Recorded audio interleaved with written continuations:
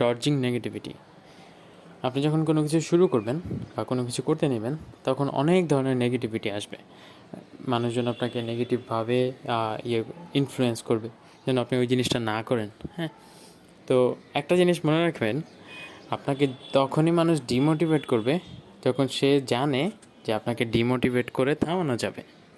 হ্যাঁ, আপনি অবশ্যই এমন কাউকে ডিমোটিভেট করতে পারবেন না, বা তারা এমন কাউকে ডিমোটিভেট করতে পারবেন না যেটা তাদের নাগালের বাইরে। হ্যাঁ, এটা অনেক কিছুর ক্ষেত্রে অ্যাপ্লাই হয়। লাইক আপনি ধরেন কাউকে দেখতেছেন যে সে অনেক সিরিয়াস লেখাপড়া, অ্যান্ড সে অ্যাকচুয়ালি লেখাপড়া অনেক ভালো। হ্যাঁ, তাকে আপনি যেভাবেই ডিমোটিভেট করেন লাভ নাই। আপনি জানেন ওকে কিন্তু কেউ ডিমোটিভেট করে না। কিন্তু আপনি ধরেন কখনো লেখাপড়া করেন নাই। হ্যাঁ, আপনি কয়েকদিন হয়েছে স্টার্ট করছেন লেখাপড়া করা, এখন আপনার ফ্রেন্ডরা শুরু হয়েছে, ও তুমি তো ভালো স্টুডেন্ট হয়ে গেছো না, এখন আরাম করে চোখে থাকবা না, এখন আরাম করলে সময়ই নেই তোমার।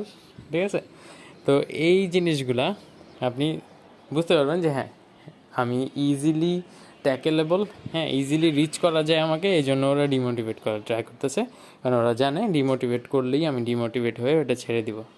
হ্যাঁ, this applies for everything.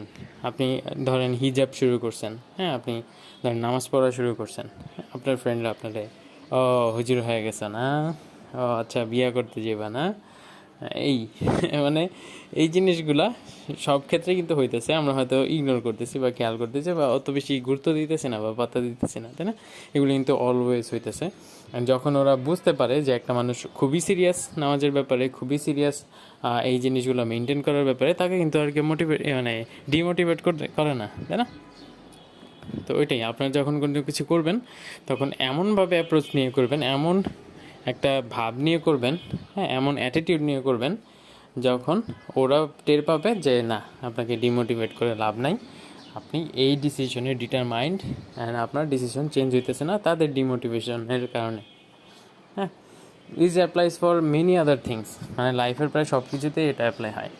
Like আপনি ধরেন সাপোজ রিলেশনশিপ দিয়ে আপনি আপনার উদাহরণ দিই। হ্যাঁ, সাপোজ কোনো একটা মেয়ে, হ্যাঁ তার রিলেশনশিপে খুবই ডিটারমাইন্ড, বা কোনো একটা ছেলে তার রিলেশনশিপে খুবই ডিটারমাইন্ড, হ্যাঁ তার সাথে কিন্তু আর কেউ লাইন মারে না। দেখছেন নাকি? কারণ জানে যে এখানে লাইন মেরা লাভ নেই। এই জন্যই অ্যাকচুয়ালি মানুষজন জিজ্ঞেস করে, তোমার কি গার্লফ্রেন্ড আছে, তোমার কি বয়ফ্রেন্ড আছে? যখনই জানে যে আছে, তখন আর এখানে লাইন মারে না বা এখানে আর এফোর্ট দেয় না, তখন কিন্তু আর ওই ফিলিংসটা গ্রো করে না। কিন্তু কখন ফিলিংসটা গ্রো করে? যখন সে জানে যে ইজিলি ওভারকাম করা যাবে, এক্সিস্টিং যে আছে ওকে ইজিলি বাদ দিয়ে দেওয়া যাবে। ওকে যদি আমি আর একটু বেশি কেয়ার দিই, বেশি প্রায়োরিটি দিই, দেন হয়তো এক্সিস্টিং যে আছে ওকে ও বাদ দিয়ে দিবে, দেন আমার সাথে হয়তো আসবে। ঠিক আছে, মানে দেখেন জিনিসটা কত এটা ইন্টারেস্টিং, যে মানুষজন কিন্তু যখন জানে যে এখানে এফোর্ট দিয়ে লাভ নেই, তখন আর এফোর্ট দিতেছে না, কিন্তু যখন জানতেছে এখানে এফোর্ট দিয়ে লাভ আছে, দেন ওরা কিন্তু এফোর্ট দিতেছে। তো এটা একটা ইন্ডিকেশন, খুব ভালো একটা ইন্ডিকেশন যে আপনার ডিটারমিনেশন কেমন, হ্যাঁ আপনার পার্সোনালিটি কেমন, আপনি কীরকম পোর্ট্রেট করেন, ওটার ওপর বেস করেই কিন্তু মানুষজন এই রিয়াকশনগুলো শো করতেছে, তাই না? তো আপনি যখনই দেখবেন যে মানুষজন এরকম ডিমোটিভেট করতেছে, দেন আপনি বুঝে যাবেন যে আমার এফোর্টে হয়তো ঘাটতি আছে, আমার অ্যাটিটিউডে হয়তো ঘাটতি আছে, অ্যান্ড আমার ওটা ফিক্স করলেই ওদের ওইগুলো অটোমেটিক্যালি ফিক্সড হয়ে যাবে। তো হ্যাঁ, সুন্দর একটা প্রোডাক্টিভিটি টিপ অ্যান্ড সুন্দর একটা লাইফ হ্যাকও বলা যায়। অ্যান্ড কথা হবে নেক্সট পডকাস্টে। বেস্ট অফ লাক অ্যান্ড আল্লাহ হাফিজ।